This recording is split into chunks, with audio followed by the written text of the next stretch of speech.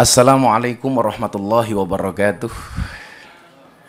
Salam sejahtera untuk kita semuanya. Salam Bapak Gubernur Mas Anies Baswedan yang saya hormati,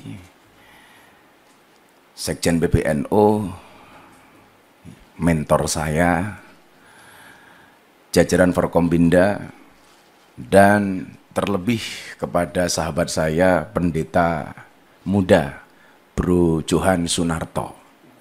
Jadi ini perpaduan antara Cina dan Jawa.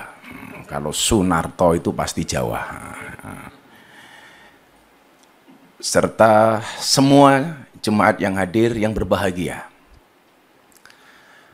Saya ditakdirkan oleh Allah untuk menjadi seseorang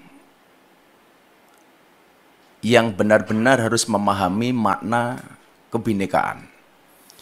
Pondok pesantren saya ditakdirkan oleh Allah berada di lingkungan teman-teman Nasrani. 60% tetangga saya adalah Katolik. Selatan rumah saya rumah pendeta, utara saya kuburan. Dan alhamdulillah seumur hidup saya tidak pernah bertengkar dengan tetangga utara saya. Saat itu saya memahami bahwa Indonesia ini adalah rumah besar. Di dalam rumah besar yang namanya Indonesia ini terdapat 6 kamar. Ada kamar Islam, kamar Kristen, Katolik, Hindu, Buddha, dan Konghucu. Saya meyakini selama orang Indonesia kembali ke kamarnya masing-masing, maka tidak akan pernah terjadi masalah. Yang menjadi masalah adalah ketika kembali ke kamarnya orang lain, tidur di kamarnya orang lain, ngiler bahkan ngompol di kamarnya orang lain.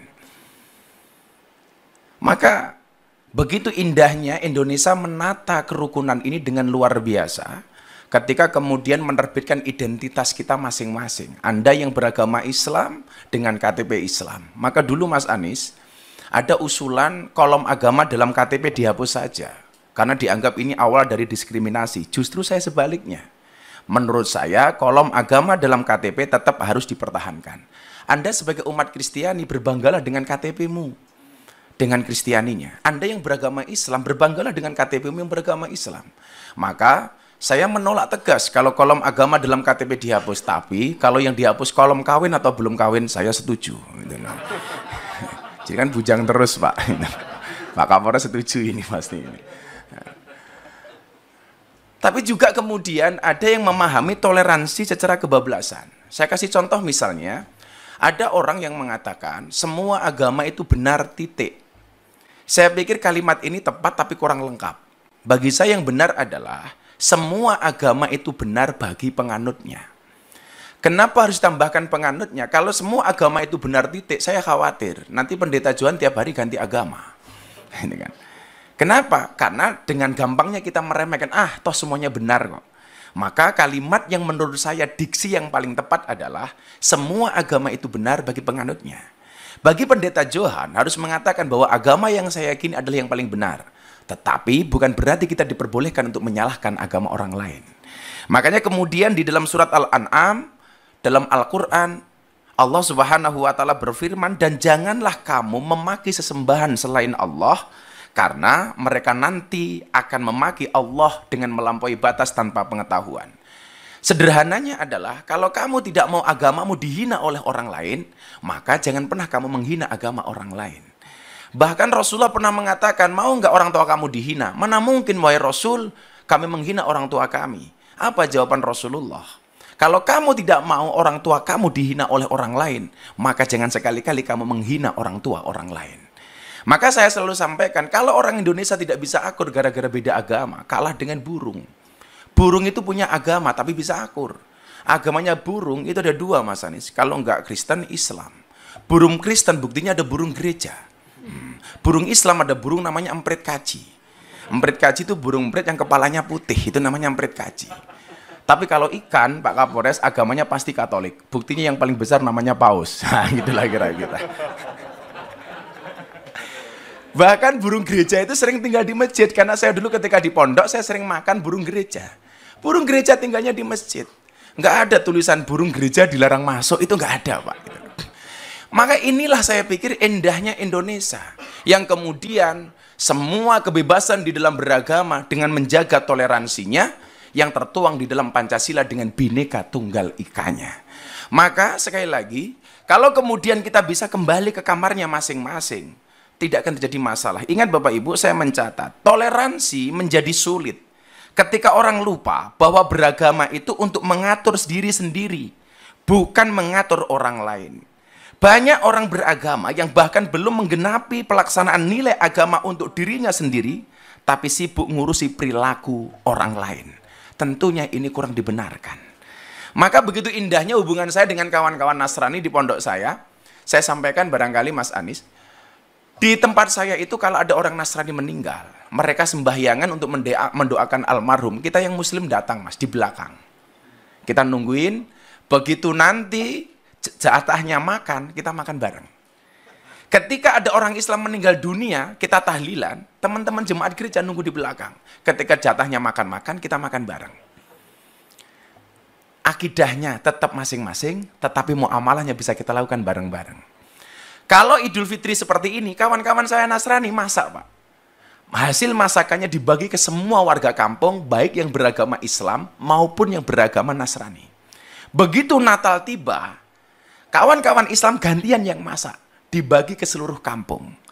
Maka saya teringat kemudian dengan cerita Nabi Ibrahim alaihissalam ketika masak kemudian tetangganya dipanggil. Nabi Ibrahim itu dikasih gelar kekasihnya Allah gara-gara suka traktir orang. Bulan Ramadan ini saya belum ditraktir sama Mas Anies, belum.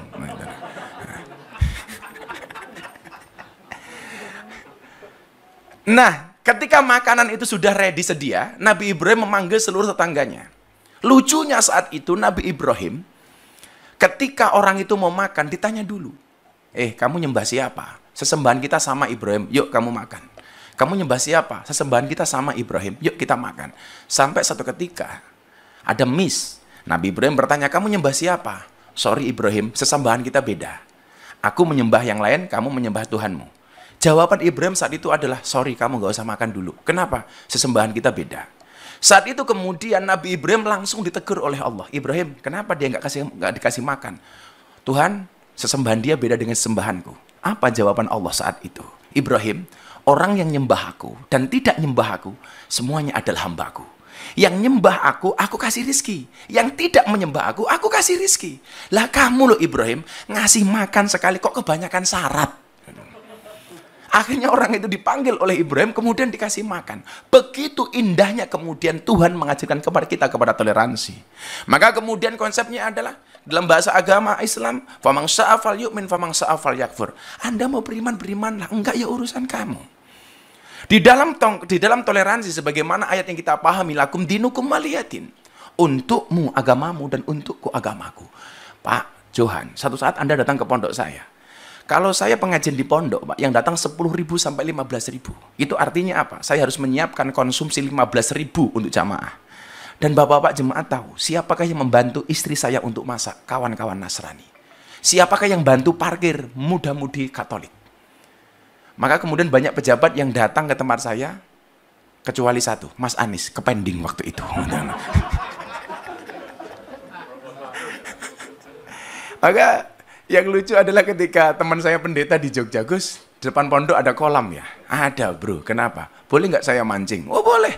Akhirnya pendeta datang ke pondok saya, mancing di kolam depan pondok saya. Begitu masuk ke kolam renang, ke sawah, pendetanya bilang, Gus sorry, kaki saya korengan. Terus gimana bro? Pak pendeta gimana? Nggak boleh kena air, mbok tolong saya digendong. Akhirnya pendetanya saya gendong. Begitu saya gendong, pendetanya bilang, baru hari ini ada pendeta bisa naik haji. Wah, kan saya haji, Pak. Inilah. Akhirnya pendetanya saya lempar ke air.